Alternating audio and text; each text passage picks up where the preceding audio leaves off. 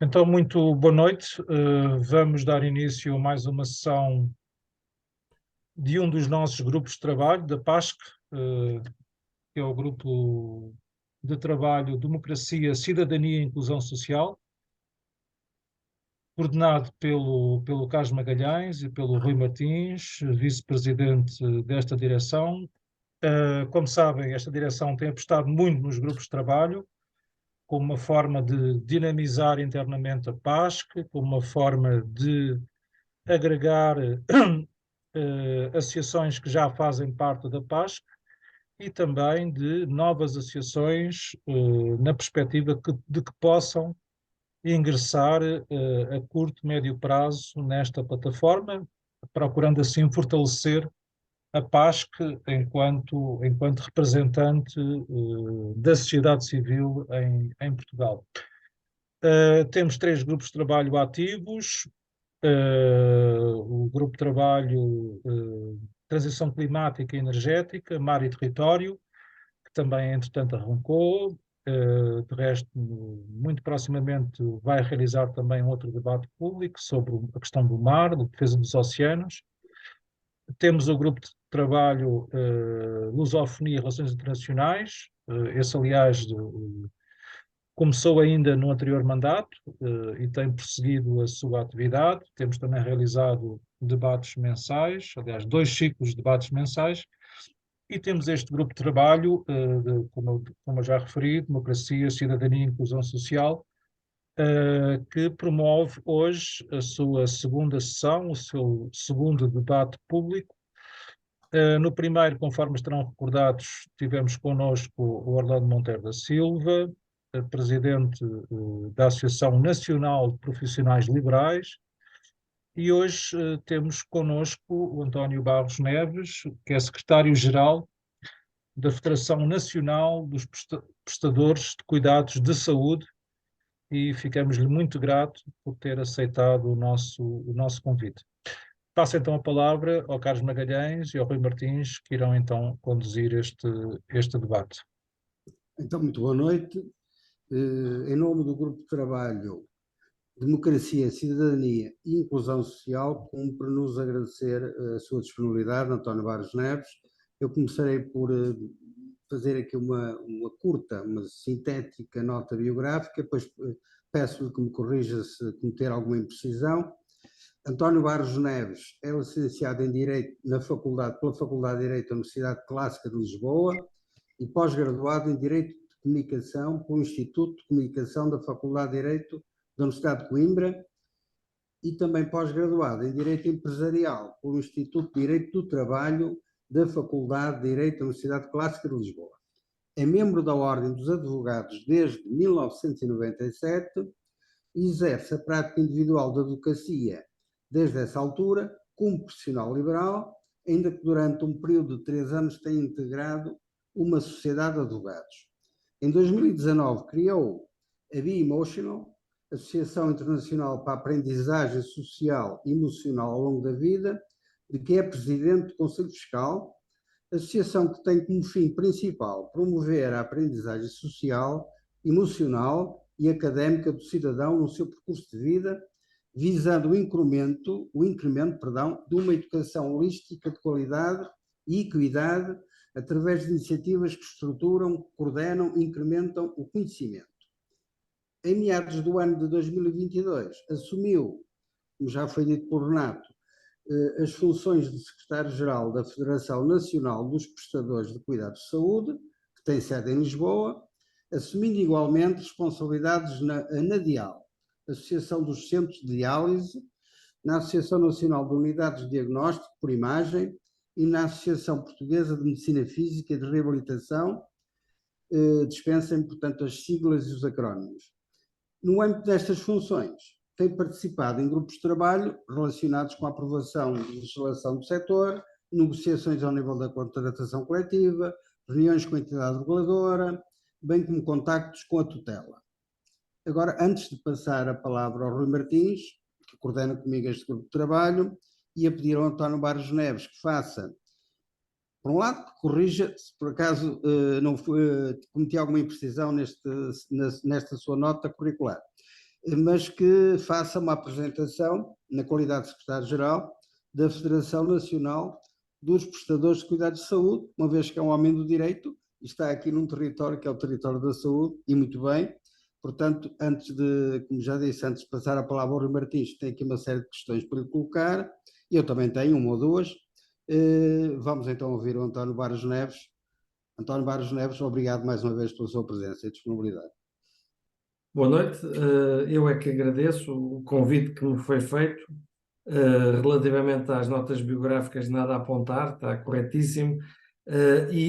Eu começaria por essa última, ou seja, a referência que fez ao exercício, ao início do exercício aqui das minhas funções como secretário-geral da FNS, e que, até pela data do seu início, são bastante próximas do dia de hoje. Estamos aqui praticamente há um ano que eu estou no exercício destas funções e, portanto, desde já apresento as minhas desculpas se não estiver à altura nem com a capacidade e o conhecimento de responder algumas das questões e das dúvidas que venham a ser expostas, fruto essencialmente desta minha juventude no exercício deste cargo. Bom, eu começaria por fazer aqui uma breve referência à FNS, que, como o nome indica, é uma federação e, nesse sentido, agrega várias associações e todas elas, como o nome também indica, ligadas à prestação dos cuidados de saúde. É uma federação que agrega associações de natureza empresarial e que tem no seu cerne, no seu objeto, este elemento comum que é a prestação de cuidados de saúde. Na FNS temos o assento e tem a presença essas associações que já referiu, a ANADIAL, a ANAUDI, a PMFR, mas também a ANL, ligada à área dos laboratórios, e a ANACAR. A Federação pretende ser um pouco o cume ou o topo da pirâmide e que, de alguma forma, deverá ser o interlocutor, deverá ser a entidade que, de uma forma reflita e que seja capaz de, junto, mais precisamente, do Ministério da Saúde, da tutela, do Governo e das outras entidades, tenha essa capacidade de transmitir muitos dos problemas que vão sendo vividos, muitos dos desafios que vão sendo colocados portanto, de alguma forma, ser uma voz dos prestadores, das empresas que trabalham nesta área. E, como disse, no âmbito esta federação já tem alguma idade, já tem 27 anos, foi criada em 1996, e ao longo deste tempo tem vindo a ter um papel que procura ser um papel colaborante, um papel de construção, muito com o Estado e com toda a estrutura, nomeadamente jurídica, e o enquadramento que estas empresas estão sujeitas e por isso, e nessa medida, tem que ter essas relações e esses contactos, nomeadamente com a entidade reguladora da saúde, com a APA, a agência ligada ao ambiente, o Infarmed, a sociedade SPMS, que é dos Serviços Partilhados do Ministério da Saúde, mas depois também tem uma outra vertente, como referiu e bem, que procura fomentar, nem sempre tem sido possível, que é a vertente ligada à contratação coletiva, ou seja, à regulação ou ao diálogo com os sindicatos. Estamos sempre a falar de interesses conflituantes, não é? Mas nós acreditamos que é um elemento estruturante da Federação e, apesar de nem sempre conseguirmos chegar a entendimentos, procuramos que haja esse diálogo e procuramos que haja esse diálogo porque nada se faz sozinho. As empresas não funcionam sem trabalhadores e os trabalhadores também necessitam das empresas onde estão integrados. E, portanto, acreditando nessa bondade desta negociação da contratação coletiva preocupa-nos bastante e procuramos fomentá-lo. Uma outra nota que eu gostaria de referir, a Federação e estas várias associações, digamos, têm um elemento distintivo relativamente a outras associações também ligadas à área da saúde, e que tem que ver com o caráter ambulatório, ou seja, trata-se tudo de empresas, de entidades que prestam estes cuidados de saúde, mas onde não há internamento. Portanto, estão excluídas em termos de objeto empresas ligadas, porque essa parte do internamento, dos hospitais, será, digamos, tem uma outra associação para esse efeito. Como eu dizia, há uma relação intensa com o Ministério da Saúde, ou que nós procuramos que seja próxima, que nós procuramos que seja colaborante. Porquê? Porque, efetivamente, o Serviço Nacional de Saúde não é um concorrente dos prestadores. Pelo menos esta é a nossa perspectiva. Ao longo dos últimos 20 anos, dos últimos 30, 40 anos, tem sido um espírito de colaboração, um espírito de complementariedade. Porque, como também, e isto é do conhecimento, nós sabemos que com o surgimento do Serviço Nacional de Saúde, tinha um figurino que não tem hoje. Hoje já evoluiu muito, já se construiu muito, já tem um conjunto de valias e respostas que não existiam no seu início.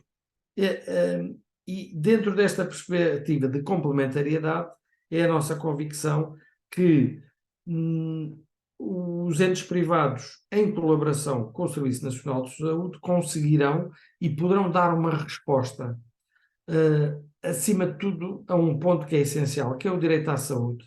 E quanto a esse direito à saúde, no final do dia, se me permitem a expressão, de pouco interesse tem quem é que domina os meios de produção. Essencialmente é assegurar que as pessoas, que as populações tenham acesso à saúde. E nesse aspecto, a existência de prestadores de cuidados de saúde de natureza privada tem preenchido, numa parte muito substancial, esse papel. E o Estado, há muitos anos, que optou por uma solução que nós entendemos que é uma solução positiva, inteligente, e que tem que ver com as convenções. Eu vou procurar fazer aqui uma pequena alusão e uma breve alusão, porque muitas vezes nós ouvimos, e eu também ouvia referências na comunicação social e não tinha verdadeira noção do que é que são isto, as convenções. Mas vou tentando ser rigoroso, mas de uma forma simples, fazer essa alusão. As convenções são contratos que o Estado faz de uma forma em que é o Estado que fixa de forma unilateral as condições deste mesmo contrato e os privados que quiserem, que solicitarem a sua adesão a esses contratos, aceitam essas regras. Portanto, não há aqui nenhuma faceta negocial. E, portanto, o operador que tem 10 clínicas terá as mesmas condições que o operador que tem apenas uma ou duas. E nesse aspecto há aqui uma grande transparência nesse sentido, porque aquelas são as condições, quer em termos de objetivos, termos de serviço, preço, etc. E esta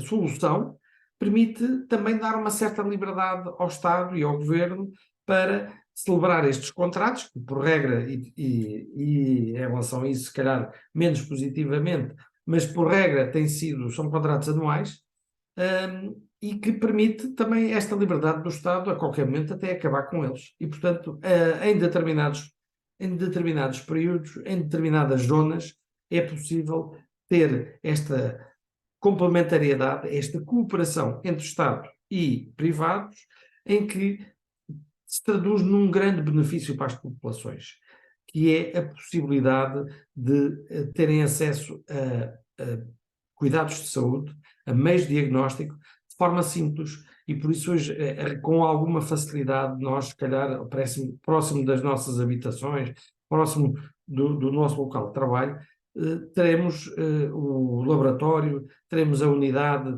que nos permite fazer um raio-x ou que nos permite fazer algum tipo de recuperação de natureza física, de fisioterapia, algo do género. Portanto, em termos práticos, isto significa que há a possibilidade de grande parte da população ter a possibilidade de recorrer a estas entidades o Estado não ter que recorrer, nem instalar, nem criar aqui um parque de saúde completamente em todo o lugar, porque há aqui uma ideia de cooperação.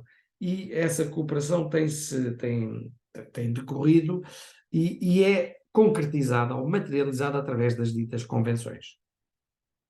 E nós encontramos convenções em várias áreas. Na área e eu agora vou-me restringir às associações que fazem parte aqui da Federação, mas para além destas há outras, nomeadamente as convenções na área da radiologia, na área da medicina física e recuperação, na área da diálise, etc. Agora farei só aqui uma pequena alusão, só para termos aqui alguma noção de valores que às vezes ajudam-nos também a ter uma noção do que é que significa este setor e estas empresas. E começaria pela área da diálise. A diálise, como sabem, os insuficientes renais é uma doença crónica e, portanto, a diálise é de extrema importância e sem a diálise, de facto, é uma questão de vida ou de morte. E atualmente, e os números que eu vos vou transmitir aqui são bastante atuais e são baseados essencialmente no relatório da entidade reguladora de 2022, 92% da diálise é feita por operadores privados. Também aqui existe um princípio de que o Estado, naquilo que pode, dá resposta, no que não pode, recorre aos privados. Portanto, os privados serão sempre uma opção secundária. Mas, para terem, de facto, é importante ter esta noção que, de facto, aqui os privados têm dado essa resposta e têm dado essa resposta de acordo com os parâmetros internacionais de grande qualidade. E, portanto, em Portugal temos um nível de incidência deste tipo de doença elevado, mas também, felizmente, criou-se esta colaboração entre Estado e privados e consegue-se proporcionar aos doentes um conjunto de cuidados de saúde nesta matéria muito positivo e de grande qualidade, ao nível do melhor que há no mundo, sem qualquer exagero. Claro que isto tem um custo. Este custo é um custo significativo. Estaremos a falar de valores anuais na ordem dos 116 milhões, mas é preciso notar que, por exemplo, no que toca aqui à questão da diálise, o preço que o Estado paga não se altera desde 2017. Esta situação, que eu depois farei uma observação final, verifica-se nesta área, mas também verifica-se até com mais gravidade nas outras áreas. Portanto, temos aqui um volume bastante significativo de despesa, mas acima de tudo temos um sucesso e um resultado extremamente positivo, pelo menos é essa a avaliação que é feita a nível internacional por entidades independentes e que permite que a resposta dos operadores privados seja, de facto, das melhores ao nível mundial. Na medicina física e reabilitação, estamos a falar de valores também, o nível aqui em termos de peso de despesa andará na ordem do orçamento do Ministério da Saúde, na ordem dos 12%, temos aqui também esse grande elemento da capilaridade. Existe uma difusão significativa de empresas ao nível do país e lá está esta capacidade de dar resposta e de estar próximo do cidadão, que permite fazer pequena recuperação, fazer, principalmente quando nós, como sabem, a população em Portugal sofre, à semelhança também do que acontece noutros países da Europa, um envelhecimento significativo. Entre 1970, creio eu, e 2021, a esperança média de vida em Portugal aumentou muito, aumentou cerca de 14 anos. E isto significa, de facto, um grande benefício, que todos nós vivemos mais. E em 170, essa esperança média de vida era na ordem dos 67, 64 anos, atualmente já estaremos nos 81. E, portanto, só que isto de facto, tem consequências, não é? Porque hoje em dia as pessoas vivem mais tempo, mas durante este período também necessitam de ter mais apoio. E, portanto, há toda uma necessidade bastante maior ao nível de cuidados de reabilitação, de manutenção, de exames, e se calhar tem sido este acompanhar e esta resposta que tem permitido também que esta idade e esta esperança média de vida tenha aumentado. Ora, aqui também ao nível da medicina física e reabilitação também existem os tais contratos, as tais convenções, e aqui se na diálise os valores pagos pelo Estado não têm alteração desde 2017, aqui na medicina física não tem alteração desde 2009, ou seja, nós estamos a falar de um desfazamento de preço, de valor pago por tratamentos, um desfazamento muito, muito elevado, 14 anos em que não há qualquer mexida. E, apesar de tudo, a despesa tem aumentado muito. Ou seja, a verdade é que esta despesa aumenta muito porque a necessidade das populações tem aumentado objetivamente. Portanto, aqui não há qualquer tipo de inflação dos preços dos privados. Há, sim, uma muito maior necessidade das populações. E portanto, temos aqui uma relação de aumento de atos. Verdadeiramente há mais pessoas a receberem e a verem as suas necessidades a serem respondidas. Na radiologia, temos um nível aqui também de despesa na ordem dos 12% ao nível do Orçamento do Estado, do Orçamento do Ministério da Saúde. Aqui também, essencialmente, tem a ver com os meios de diagnóstico. E como também devem calcular aqui, a despesa tem aumentado, mas mais uma vez tem aumentado acima de tudo, pela quantidade de atos, pela quantidade de necessidade que tem existido. Mais uma vez aqui também, os preços que o Estado paga não se alteram desde 2016, inclusive até houve algumas reduções impostas, algumas motivadas e que foram ocorridas durante o período da Troika. E, portanto, na realidade, este setor tem sido um setor bastante, nesse aspecto, massacrado, no sentido de que não tem havido uma consideração de que hoje em dia a realidade é diferente. Nos últimos 2 anos, 3 anos, houve um período inflacionista muito significativo, houve um grande aumento das despesas com energia, um grande aumento da quantidade de consumíveis e que depois atravessa de forma transversal todos estes prestadores, que, principalmente durante o período de Covid, tiveram que ter um acréscimo significativo ao nível dessas despesas e nem sempre tem havido uma capacidade de ter em conta por parte do Estado, não tem havido um reconhecimento de facto de todo este esforço que os privados têm suportado e portanto mantém-se este pagamento completamente inalterado. Agora, as necessidades têm aumentado isso de facto tem aumentado. E hoje em dia, principalmente agora, nós ainda vivemos aqui muito das consequências pós-Covid. 2020 houve de facto um decréscimo de produção e agora, perdoem-me utilizar esta expressão, mas a verdade é que houve um grande decréscimo de produção por motivos óbvios e objetivos, impossibilidade das pessoas se deslocarem, os períodos de confinamento, mas também o espaçamento entre exames, entre atos que era necessário fazer toda a desinfecção e tudo isso levou um decréscimo de uma forma transversal. E depois a seguir, 2021, 2022, mas até em 2022, temos aqui um efeito de recuperação.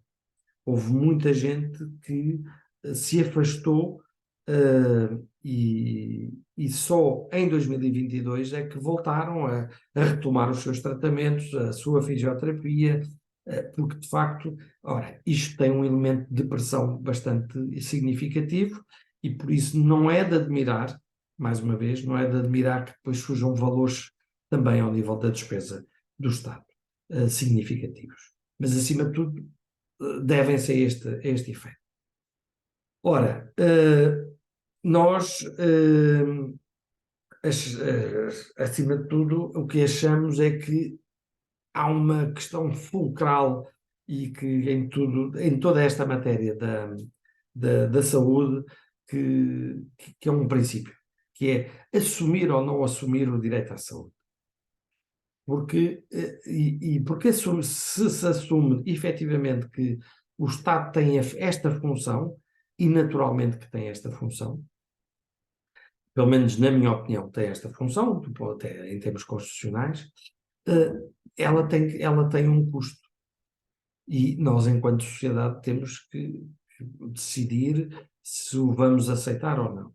Como digamos que esse contrato social parece que há bastante tempo que está firmado, é normal que nós, tendo esta realidade de uma população mais envelhecida, de uma população que vive mais tempo e tem que ter, não é só viver mais tempo, procura-se que esse tempo de mais tempo de vida signifique também maior qualidade de vida, porque ninguém quer viver mais tempo num estado que não seja minimamente aceitável.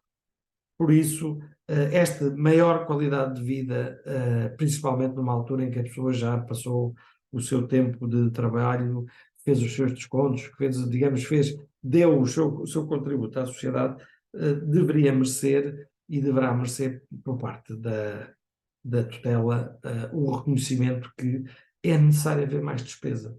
Portanto, isto não vale a pena, se calhar, achar-se que se fizer, se colocar este tipo de serviços nos hospitais privados, ou públicos, perdão, ou se houver aqui uma relação de cooperação, será sempre necessário, esta despesa será sempre necessária. E em jeito de conclusão, esta solução que já há muitos anos é utilizada, as ditas convenções, eu acho que tem uma grande virtude. Tem a grande virtude que é uma transparência, como eu dizia, um tratamento igualitário, em que o pequeno, o médio e o grande operador têm as mesmas condições, e isto facilita, ou deveria facilitar, o surgimento de mais operadores, e ao surgir mais operadores há mais concorrência, ao surgir mais concorrência também há mais disponibilidade. E esse tem sido um tema que a entidade reguladora da saúde tem vincado muito ao longo dos sucessivos relatórios que vai elaborando de análise da realidade destes vários âmbitos de prestadores de cuidados de saúde, é a disponibilidade, o estar disponível para as populações, porque isso também é uma forma de concretizar o próprio direito à saúde. Eu saber se eu não ter que me deslocar dezenas de quilómetros, eu ter a possibilidade de, em meia hora, em 20 minutos ou em 10 minutos, realizar o meu exame, de receber o meu tratamento. E este princípio de cooperação, sem que o Estado fique completamente dependente, não é? Porque tem sempre esta liberdade de a qualquer momento também terminar esses contratos, tem essa virtude do próprio depois legislador, do próprio político e decisor político que em cada momento vai mudando e, portanto, é normal que também surjam caminhos distintos e diferentes, tem esta virtude de poder, nos momentos, recorrer aos privados, noutros momentos, se calhar, já não necessita tanto e ter essa liberdade de decidir. Eu terminaria agora, saindo um bocadinho aqui da área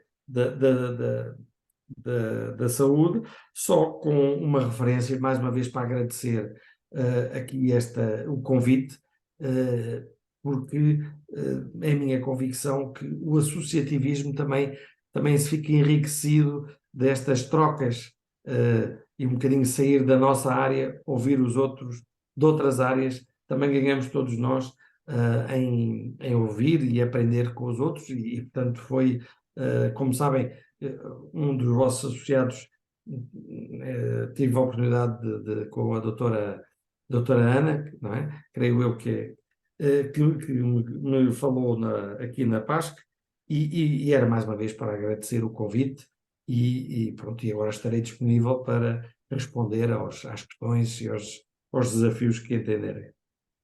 Muito bem. António Barros Neves, quem agradece somos nós, mais uma vez.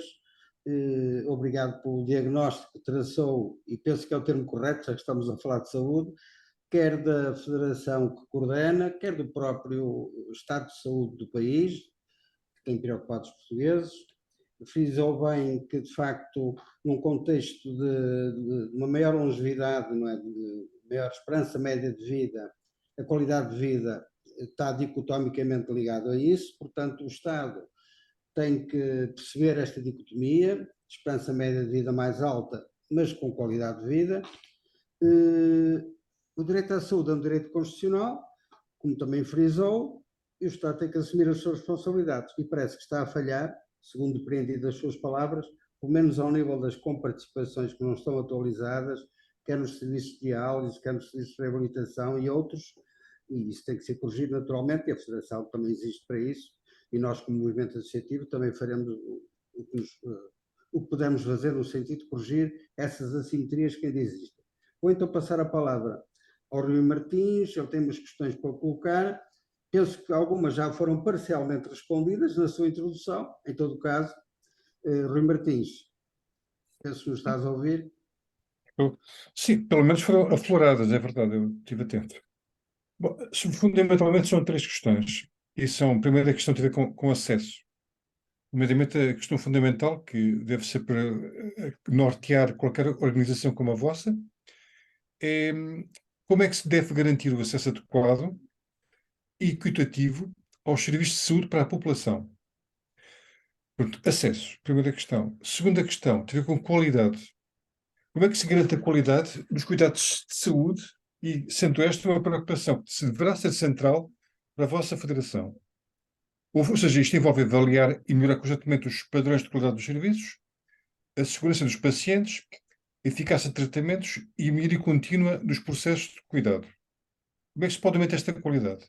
E ligado também a esta questão da qualidade está, naturalmente, como é que se pode financiar este aumento de qualidade e este aumento ou melhoria da acessibilidade dos serviços de saúde. Esta questão implica, obviamente, como é que se podem procurar os financiamentos, onde é que eles devem vir, qual é que é o papel da negociação dos acordos. Já sabemos que os acordos não estão a ser bem negociados, ou seja, estão a ser bem negociados, mas não estão a ser bem atualizados. Essa é uma questão fundamental, porque se tiver o músculo financeiro às empresas que prestam serviços de saúde, elas certamente não poderão fazê-lo nem com a acessibilidade que é necessária, nem com a qualidade que é exigida. E, sobretudo, a questão tem a ver mais com este ponto, que é, numa época de aumento galopante, de todos os custos, questões tecnológicas, cada vez há mais respostas técnicas e clínicas a doenças, e ainda bem que o há. Ainda há pouco vimos uma notícia há uns dias de alguém que tinha conseguido, através de comunicar entre a coluna e as pernas, já sem comunicações, por um sistema Bluetooth com implantes no cérebro. É um sistema que certamente é imensamente caro. Como é que se pode passar um serviço destes para a população em geral? Como é que se pode financiar o aumento tecnológico dos cuidados de saúde? Essas são as questões basicamente, portanto, acesso, melhorar mais qualidade, como? E como é que se pode financiar tudo isto? Pois, referiu, há de facto um mundo de questões nesses pontos que referiu, eu procurarei tocá-los a todos, e eu achei muito interessante essa última referência que fez, no que toca à questão do preço, e do equilíbrio. Tem que haver aqui algum equilíbrio. De facto, tem que haver um equilíbrio. Porque depois, não havendo equilíbrio, o que é que vai acontecer? Necessariamente um privado, porque está sujeito a um orçamento que é de facto finito, está sujeito ao cumprimento de um conjunto vário de exigências e de regras, quer de natureza técnica ligadas à saúde, mas outras, as de natureza laboral, as instalações, a higiene, a segurança no trabalho, etc., que tem que cumprir, e, portanto, se não tiver a sua remuneração suficiente, a tendência é para deixar de. E cada vez que deixa de funcionar ou de prestar este tipo de cuidados de saúde, isto tem muito a ver com aquilo que começou por dizer, o acesso. Perde-se o acesso. Porque, então, se calhar, em Évora, em vez de haver 3 clínicas, passa a haver só uma. Em vez de, ou noutras zonas mais, Évora já é uma grande cidade, mas em zonas menos densas, e, portanto, cada vez que há menos, que deixa de haver um equilíbrio, a tendência será sempre para desaparecer, por um lado. E por outro, também haverá sempre uma tendência de concentração, porque aqueles que têm alguma capacidade financeira são aqueles que vão conseguir aguentar. Ora, todos os fenómenos de concentração, na minha ótica, serão negativos. Porquê? Porque se depois deixará uma grande empresa, um grande grupo, tem que ter uma rentabilidade de X, mínima, e não estará disposto. Agora, se calhar é uma pequena empresa, se tiver uma rentabilidade que não precisa ser tão exigente, se calhar continuará a funcionar numa pequena cidade do país. E aí aumenta-se o acesso. Ora, só para terem uma noção, e permitam-me esta referência também de uma forma simples, o Estado contratualiza estes mesmos cuidados de saúde com os hospitais públicos, porque os hospitais públicos têm uma forma jurídica que são empresas públicas. E, portanto, enquanto empresas públicas, também prestam estes cuidados e também têm a sua tabela de preços, e o Estado, o Governo, paga-lhes por isso. Atualmente, fruto de todo este período inflacionista, o Governo sentiu a necessidade, reconheceu efetivamente que havia necessidade de atualizar os preços dos serviços de segurança, dos serviços de limpeza, e agora indo à questão da saúde, e que tem que ver com a falta de algum tipo de médicos obstetras, resolveu pagar a ecografia para estas entidades públicas, se a memória não me falha, 94 euros. Este mesmo exame, para uma entidade privada convencionada, ou seja, que celebrou esta convenção, é paga 14 euros. Portanto, vejam esta divergência de reconhecimento que, efetivamente, aquele exame justifica o pagamento daquele preço, Claro que nesse preço também estará ali uma procura de fixar determinados recursos humanos, mas a complexidade, a importância, etc., levou a que se valorizassem 94 euros. E para o privado continua a ser pago a 14 euros e alguns cêntimos. Bom, isto para dizer o quê? Efetivamente, se não se recuperar algum equilíbrio, a tendência é sempre para diminuir os prestadores. Diminuir os prestadores, diminui o acesso, diminui a qualidade. E isto, poderiam pensar, bom, isto se calhar é o secretário-geral da Federação que está aqui de certo modo, entre aspas, a vender o peixe dos seus associados.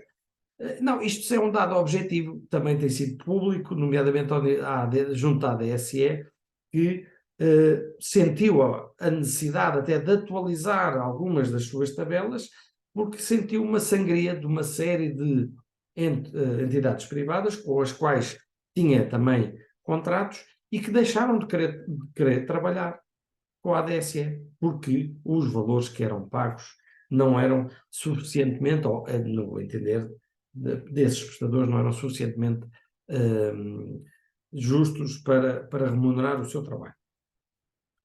Isto no que toca a esta questão preço versus acesso. Referiu e bem a questão da qualidade. Bom, nesse aspecto, os privados têm um grande escrutínio no que toca à qualidade.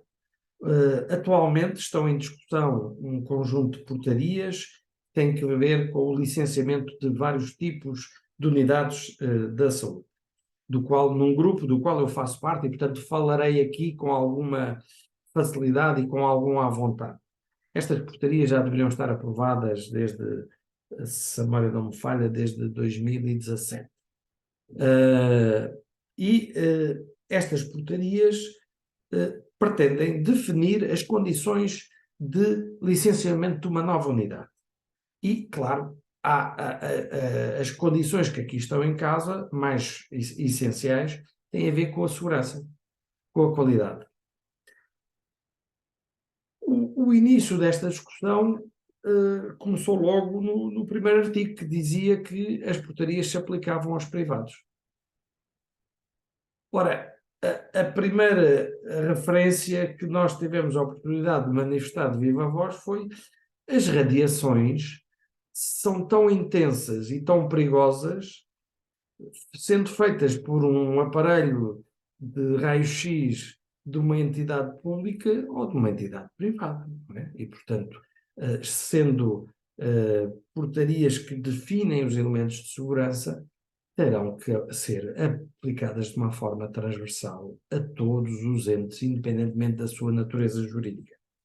E isto para responder-lhe que, efetivamente, os privados, já hoje, esta realidade já sempre é a realidade dos privados, não é a realidade dos entes públicos. Os entes públicos não estão sujeitos ao escrutínio, não estão sujeitos à verificação, não estão sujeitos às contraordenações, mas acima de tudo não estão sujeitos à verificação. Outro dado relativamente à questão da qualidade. Um privado não pode iniciar a sua atividade sem ter a licença que é atribuída pela entidade reguladora da saúde. Ou seja, sem haver a verificação de todos os aspectos de natureza construtiva, de natureza do equipamento, de assegurar que os meios e os recursos humanos estão exigidos e previstos na lei, estão presentes, não é emitida a licença. Sem a licença não há funcionamento e não podem abrir. Só para terem uma noção, por exemplo, ao nível da radiologia, nós temos neste momento uma situação extremamente grave. Porquê? Em 2018 foi aprovado um regime e, como também costuma ser hábito, foi a transposição de uma diretiva europeia, e este regime, que tem que ver com as radiações, foi muito além e tornou-se digamos, é mais exigente do que a própria diretiva e, acima de tudo, não teve em conta o país em que nós estamos. Portugal tem, e de uma forma muito direta, tem um número de recursos humanos ao nível da física médica extremamente reduzido. Inscritos na ACSS, que é a Autoridade da Saúde, estão neste momento, se a memória não me falha, 31 físicos médicos. O regime, tal como ele existe, exige que, em vários momentos, haja a intervenção destes técnicos. E existia um conjunto de incompatibilidades que agora em dezembro do ano passado foi aligerado, que impedia que muitos destes físicos até pudessem prestar a sua intervenção em várias entidades por terem essas incompatibilidades. E, portanto, isto significa que, em termos práticos, se um operador tem um aparelho que avaria, ele só pode voltar, se quiser substituí-lo, tem que licenciar de novo.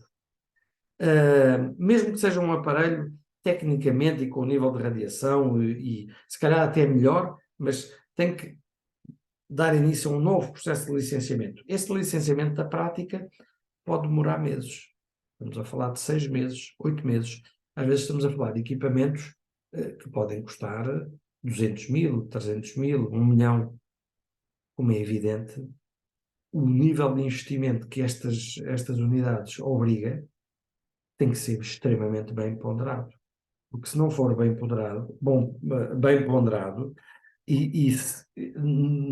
dificilmente uma empresa consegue ter uma capacidade para estar 8 meses ou 10 meses sem funcionar. Depois de ter tudo, quer dizer, já está tudo instalado, já tem os seus meios e os seus recursos humanos, mas enquanto não o processo que está dependente, quer destes recursos, destes físicos que não existem em Portugal, ou que existem em quantidade muito diminuta, quer todo o processo de natureza burocrática, não pode começar a funcionar. Ora, mais uma vez aqui o Estado é diferente. E, sim, à boca pequena, sabe-se que, de facto, há maquinaria a funcionar sem ter sido sujeito ao licenciamento. Não é esse o caminho que nós pretendemos. O que nós pretendemos, mais uma vez, nós queremos a qualidade, queremos ser escrutinados, somos escrutinados. Agora, toda esta máquina a que somos sujeitos tem que ser uma máquina eficaz.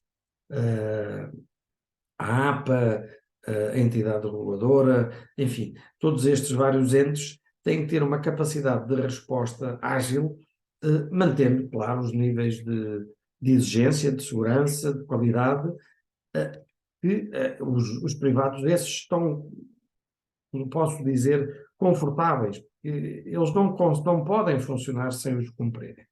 E são sujeitos também, por parte da entidade reguladora e de outras entidades, o ICAMAOT, a fiscalizações, não é? E essas fiscalizações são bastante rigorosas e depois as situações de incumprimento, de facto, geram coimas muito elevadas. Portanto, em resumo,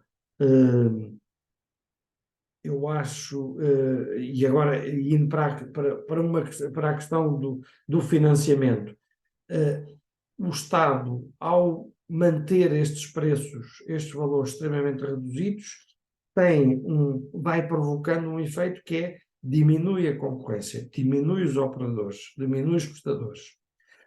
E o que gera depois situações como, por exemplo, o encerramento de unidades privadas. Ora, em todas as situações, como havia historicamente uma relação de complementariedade e de cooperação, o encerramento destas unidades vai se traduzir em quê? Mais uma vez, maior pressão sobre os hospitais públicos, o Serviço Nacional de Saúde, que não consegue dar a resposta. Portanto, isto depois acaba por há todo aqui um conjunto de efeitos que muitas vezes não são, se calhar, devidamente ponderados. Por exemplo, E agora vou dar só dois pequenos exemplos.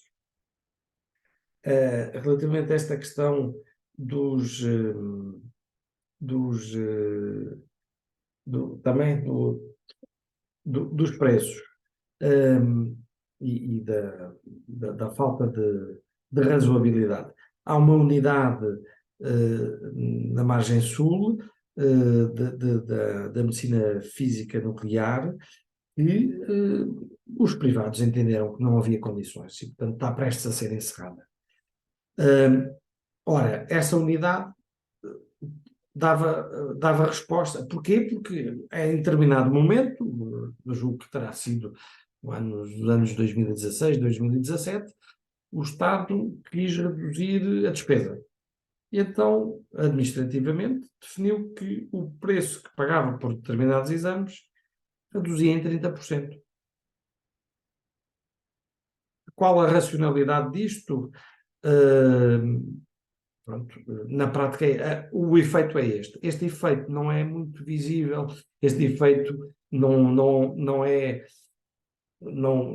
aparece nas televisões, não é? Isto, infelizmente, não é muito, entre aspas, muito sexy, se calhar falarmos neste tipo de elementos.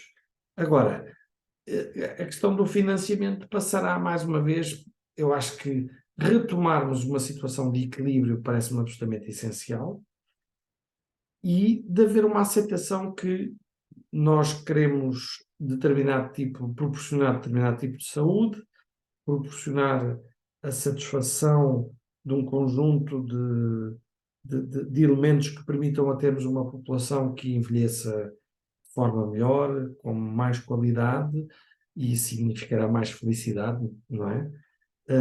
Tem um custo. Se calhar o Estado às vezes faz opções e suporta custos noutras áreas. Esta aqui parece-me, se calhar, até é bastante pacífica e aceite em termos de população. Admito que possa não ter respondido a todas as suas dúvidas, mas...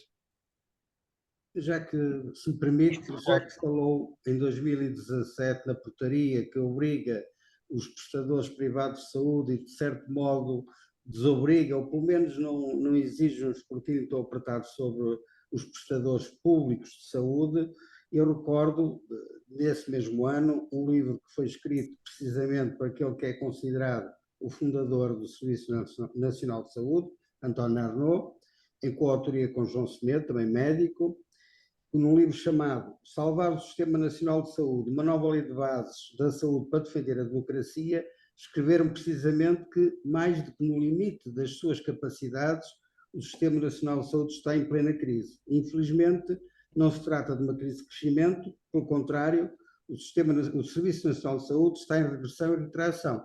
Portanto, isto deve-se à falta de, precisamente, desse escrutínio sobre o Serviço Público de Saúde, ou no desinvestimento do Estado na área da saúde. Isto é uma pergunta mais generalista, mas o que é que se lhe oferece dizer sobre isso? Já passaram 3 ministros desde 2003 ou 4. Adalberto de Campos, Marta Temido, agora Manuel Pizarro, até temos um diretor executivo neste momento. Mas o Serviço Nacional de Saúde continua a não dar resposta e as notícias todos os dias nos avisam disso, na questão da maternidade e noutros problemas, atrasos nas operações, nas consultas.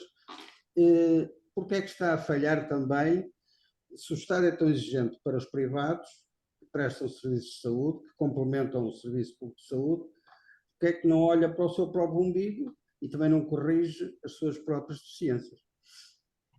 Bom, Diego, eu gostava também, em primeiro lugar, de deixar bem claro que eu não considero, aliás, considero, até por experiência própria, que o Serviço Nacional de Saúde tem qualidade. Tem qualidade. Haverá situações em que o escrutínio ou a falta dele poderá levar a situações que nunca seriam permitidas nos privados, mas em termos de qualidade da prestação, eu acho que, de facto, e em determinadas áreas só pode ser assim, e só o Estado tem a capacidade para dar resposta a determinado tipo de problemas, quer pela sua realidade, quer pela sua, o seu custo de ajustamento colossal, portanto, nessa matéria, gostava de deixar isso claro. Eu sinceramente, a opinião que eu vou dar, se calhar é mais um atrevimento, porque não me sinto verdadeiramente com competência e capacidade para poder dizer, bom, o problema está aqui ou está ali. E, portanto, é um pouco uma impressão que eu tenho e que, se calhar, também se verifica noutros setores. Acho que há um problema de organização, sem dúvida. Acho que há um problema de responsabilidade. Eu acho que em todas as áreas em que eu acho que olho muito para este tema, começando pela micro-realidade. É a minha casa e os meus filhos. Se eu não lhes dou responsabilidade, eles aceitarão tudo como normal e natural. E permitam-me aqui esta referência, tenho um filho que a essa altura resolveu ir fazer o Interrail. E poucos dias antes de ir, eu estava um bocadinho preocupado. Eu disse, e confrontei, então já tens orçamento para essa tua viagem? E ele disse-me, não, estava a contar que me pagasses. Eu disse, mas não, mas isso não, eu não sou eu que vou viajar, não fui eu que planeei, e portanto, pronto, o mal já estava feito e claro, financiei, mas também lhe disse, olha, a partir de agora a tua mesada fica suspensa até nova decisão. E a verdade é que, passado cerca de 9 meses, o resultado foi, ele sentiu a necessidade de ter que ir trabalhar, sentiu a necessidade de ter que reembolsar o empréstimo que eu lhe tinha feito. Isto é uma história pessoal, mas tem muito a ver com isto. A questão, o que é que eu acho? Tem que haver responsabilidade em todos nós, no nosso dia a dia, e se calhar aquilo que não existe ou não tem existido é uma determinada organização, uma determinada responsabilidade que permita que os meios, efetivamente, que são escassos, só que no Estado nem sempre há esse sentimento, não é? Parece que pode continuar a aumentar. Os meios são escassos e devem ser geridos de uma forma responsável. Eu diria que esse seria, assim, o mote, e pronto, de facto, há realidades que para as quais, mais uma vez, eu tenho que convocar o direito à saúde e, portanto, assumir que eu tenho que pagar mais, eu tenho que pagar mais para ter uma população com maior capacidade de locomoção, uma população que consegue, se calhar, até cumprir o apoio às famílias e aos netos, e uma população mais feliz. E, portanto, eu tenho que assumir que isso é um encargo. Agora, não tem sido, de facto, não tem sido, tem havido vários ministros, tem havido também uma certa. Ora se vai num caminho, ora se muda depois para outro caminho. Esta falta, esta nossa típica falta de perspectiva a 20, 30, 40 anos, que se calhar era essencial, se calhar permitia que se nós a tivéssemos e traçássemos esse rumo e fosse assumido, permitia, com as correções habituais, que é normal, permitia que tudo fosse mais simples, tudo fosse mais eficaz. E que os recursos fossem de facto geridos de outra forma. Diria isso. Muito bem, António Barros Neves. Há pouco fez referência, aliás, foi o Carlos Magalhães, falando da sucessão de ministros, fez referência a uma alteração recente na orgânica do Ministério da Saúde, com a criação de um novo cargo do diretor executivo. Tem já enfim, alguma expectativa, alguma confirmação de expectativas relativamente a essa mudança da orgânica? Ou ainda é demasiado cedo? Eu não tenho elementos que nos permitam que possa aqui partilhar, que sejam com conteúdo. Também sabemos que, de facto, é recente, mas já são uns meses. Tem havido algum trabalho ao nível aí da própria reorganização no que toca às urgências das maternidades. Parece que alguma coisa, pelo menos é o que vem a público, nós também, nem sempre o que vem a público significa e é a realidade. Mas, sinceramente, não tenho elementos que permitam, e eu acho que, verdadeiramente, hoje em dia, nós não damos tempo às pessoas, não damos tempo a que alguém e, portanto, nesse aspecto, a minha mente é completamente aberta, nem acho que é bom ou que é mau, acho que se nós pensarmos que temos que reorganizar e que temos que pensar com princípio, meio e fim, eu acho que tem que haver algum tempo. E hoje em dia vive-se muito nesta base da espuma do dia. Tem que haver resposta para tudo no imediato. Nesse aspecto, a internet tornou-nos a vida muito acelerada, não é? Manda-se um e-mail, naquele momento tem que ver logo a resposta do outro lado, não é?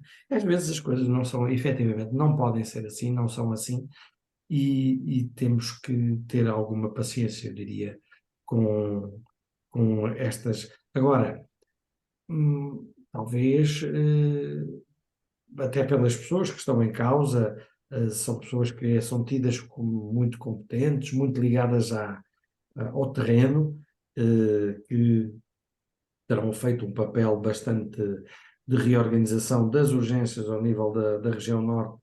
Portanto, têm ali um know-how, um conhecimento prático de soluções que ocorreram, e essa reorganização, por razões históricas, não ocorreu na região de Lisboa, por exemplo. E eu admito que não há razão nenhuma para não resultarem aqui como resultaram no Norte. Muito bem.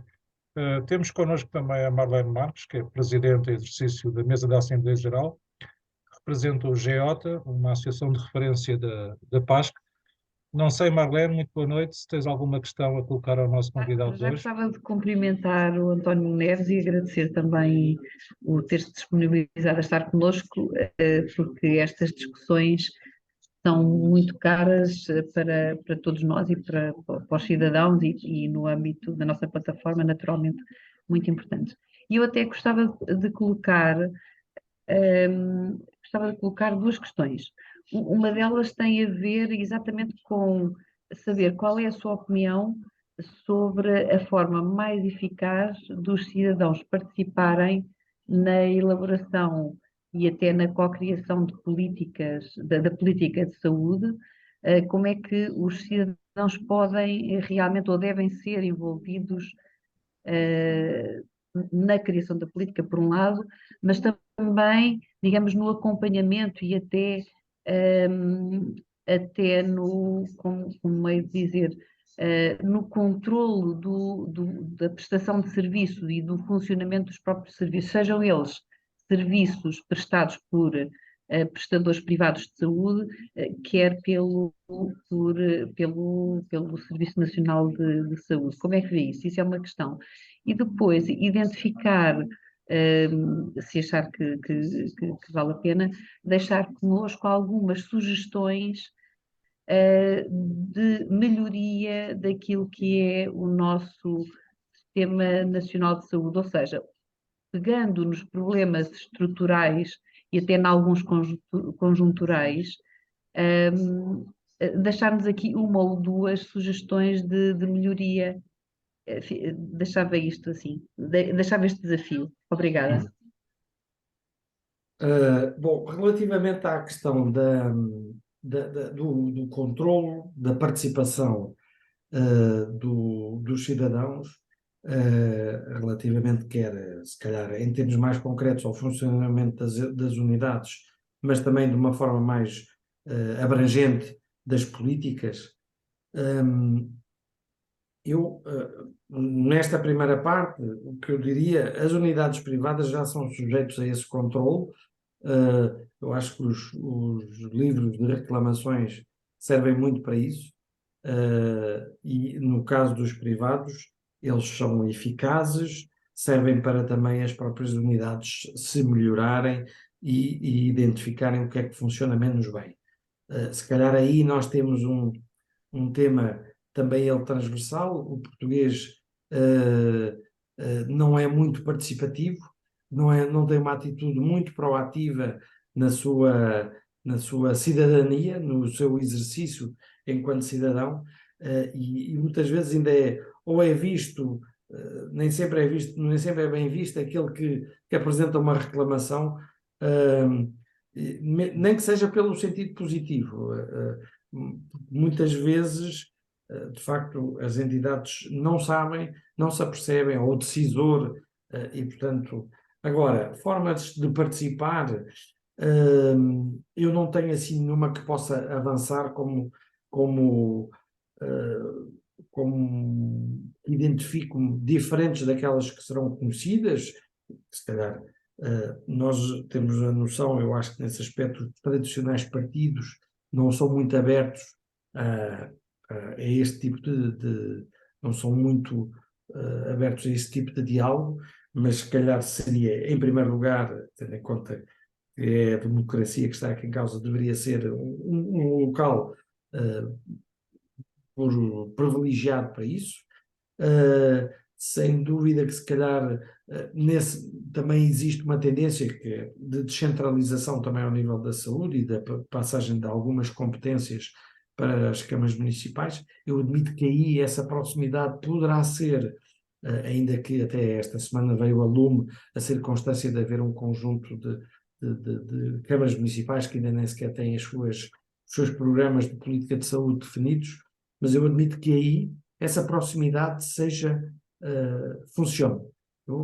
Eu, nesse aspecto, acho que alguns sistemas, como o anglo-saxónico, têm a proximidade muito com o deputado da circunscrição, cria ali um meio de comunicação, um canal que é relevante. E, portanto, em Portugal, não existindo essa realidade, as câmaras municipais são para o bem ou para o mal, mas sentem muito e podem ser um bom canal de participação e de definição. Depois, o segundo ponto, recordo-me só o segundo ponto, eu entretanto perdi-me aqui. A Sim, melhoria. sim, melhoria. ainda sobre a primeira questão, e no fundo é saber também a sua opinião sobre a importância da participação dos cidadãos exercendo a sua cidadania, não é? Na participação digamos, do planeamento e até da definição das políticas públicas de saúde. Qual é a sua opinião mesmo sobre isso?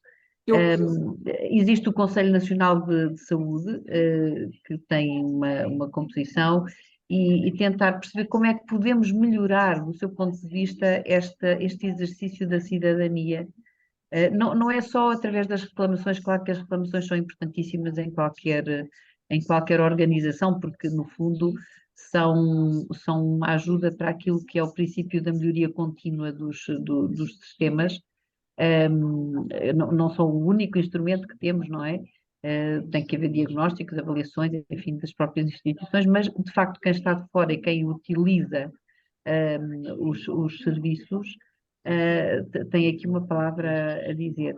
Pronto, aprofundar aqui um bocadinho mais, não querendo ser demasiado insistente. E a segunda questão tinha a ver com, considerando os problemas estruturais digamos, da saúde em Portugal e os conjunturais, deixarmos uma ou duas reflexões ou sugestões para a melhoria desses problemas ou a resolução desses problemas.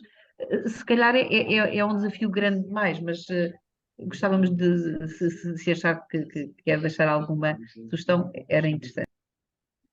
Bom, voltando à Era primeira. interessante para o trabalho que nós estamos a tentar fazer aqui no âmbito da plataforma da cidadania, não é? Das associações da sociedade civil.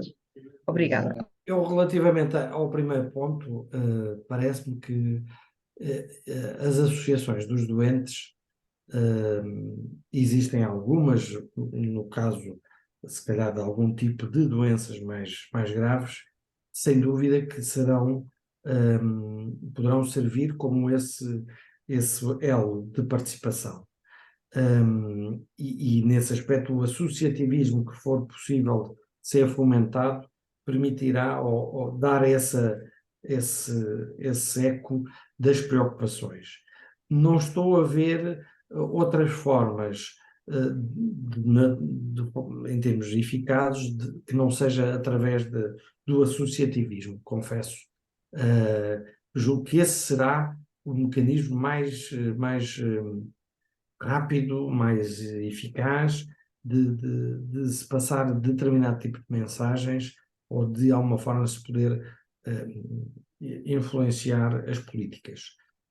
Ao nível da entidade reguladora também tem um conselho consultivo, aí também há uma intervenção e uma participação dos utentes e, portanto, também é um fórum onde pode haver essa intervenção. Quanto... Mas já agora, António, permita-me, ainda a propósito da primeira questão levantada pela Marlene Marques, que eu achei muito pertinente. Aliás, eu comecei por dizer que a PASC, enfim, nós estamos a procurar reforçar a PASC enquanto plataforma, mas detectámos que não tínhamos nenhuma associação ligada à saúde. E daí também este convite, enfim, que eu me permito fazer publicamente, reiterar publicamente, para que a Federação Nacional dos Prestadores de Cuidados de Saúde possa ingressar na PASC, que será certamente uma grande mais-valia para nós, até para nós termos, eventualmente, se a PASC pudesse tomar posições públicas a nível da saúde, procurando sensibilizar a opinião pública, com uma associação como a vossa, certamente que teríamos uma maior consistência nas nossas posições públicas, não é? E a questão é que a sociedade civil em Portugal ainda é muito frágil e não tem esta cultura de trabalhar em rede, trabalhar em parceria. E a PASC, nesse aspecto, é uma experiência muito inovadora, porque procura congregar associações muito diferentes entre si, das mais diversas áreas. E a questão, naturalmente, que o Ministério da Saúde dialoga com associações ligadas à saúde, seja dos cuidadores, seja dos doentes, como referiu. A questão seria, a nível da sociedade civil, congregar associações muito diferentes entre si, das mais diversas áreas, também da saúde, que nos permitissem depois, em nome da sociedade civil, tomar posições públicas nesse sentido, no sentido da promoção da saúde pública e do reforço da melhoria dos cuidados de saúde. Esse seria o ponto. Sim, não, parece-me que faz todo sentido essa... E, aliás, acho que o país e a população terá sempre a ganhar, mesmo todos estes momentos de associativismo e de troca e de partilha são momentos de crescimento enquanto país, sem dúvida. Indo agora ao segundo ponto, propostas e caminhos, julgo que terá sido um pouco isso. Eu neste momento, o que eu vou dizer, assumo também de uma forma franca e frontal, que tem muito a ver com a realidade dos meus associados e dos prestadores de cuidados de saúde. Eu, não querendo entrar em elementos de natureza da opção partidária ou ideológica, eu olho para este tema de uma forma, acima de tudo, realista. E que entendo que, enquanto país, enquanto população, enquanto sociedade, nós conseguimos ter melhor saúde se houver este princípio de complementariedade, que aliás está previsto na Lei de Bases de Saúde. E este princípio de complementariedade dá-me, ou dar-nos-ia, ou dar-nos-á, se calhar já nos deu mais, mas poderá vir a dar mais, acesso menor custo para o próprio Estado, mas também menor custo para o cidadão, o que implicará o quê? Maior disponibilidade, eu não necessito de deslocar nem de ter essas despesas, eu tenho uma resposta quase imediata e eu com isso só tenho ganhos, não é? E isto não significa uma opção pelo privado. Isto significa uma cooperação. E nos locais em que se justifica, se calhar faz sentido que tenha ali uma estrutura mais pesada de natureza pública, mas haverá noutros locais em que se calhar não faz sentido criar-se e olhar-se para o que já existimos. Somos um país tão pequeno, faz sentido eu criar uma unidade de raiz, quando eu já tenho ali uma unidade de natureza privada, com a qual eu posso, como eu vos dizia, e daí também um pouco o interesse na explicação da questão da convenção, posso celebrar um contrato com regras que são cristalinas para todos os operadores daquele tipo de valência no país. E, portanto, eu não estou... Qual é o interesse? Só por ter a estrutura, quando de uma forma transitória eu consigo satisfazer aquela necessidade das populações com esta cooperação com aquele ente privado. E no dia que, por algum motivo, houve um crescimento daquela zona, daquela vila, daquela cidade, que justifique já outro tipo de instalação, eu tenho essa liberdade, o Estado tem essa liberdade, naturalmente, nunca a perde. E, portanto, eu acho que nunca há soluções, as soluções equilibradas geralmente são aquelas que a vida me tem dito que são as que resultam, e esta cooperação é possível, e é possível dentro de um princípio, que é, eu de facto consigo satisfazer mais, consigo dar mais saúde, consigo gastar menos, e se assim é, eu prefiro esse caminho. Muito bem, António. Rui, Carlos, não sei se tem mais alguma questão. Não.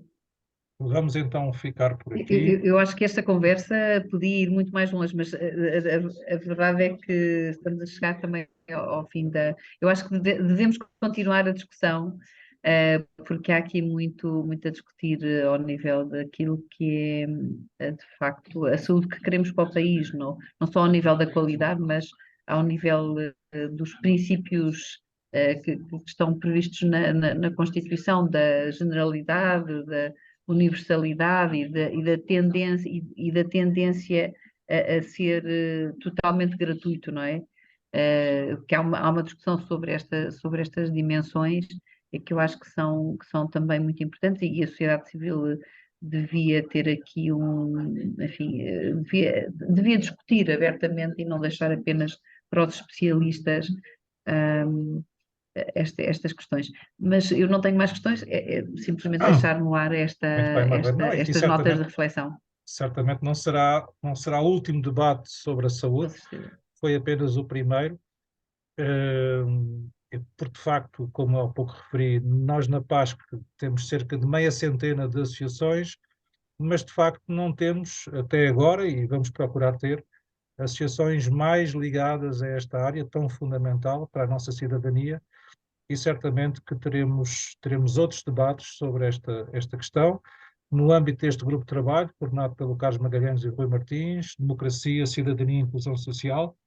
No final de junho, confirma, Carlos, por favor, no dia 28 teremos um debate sobre habitação.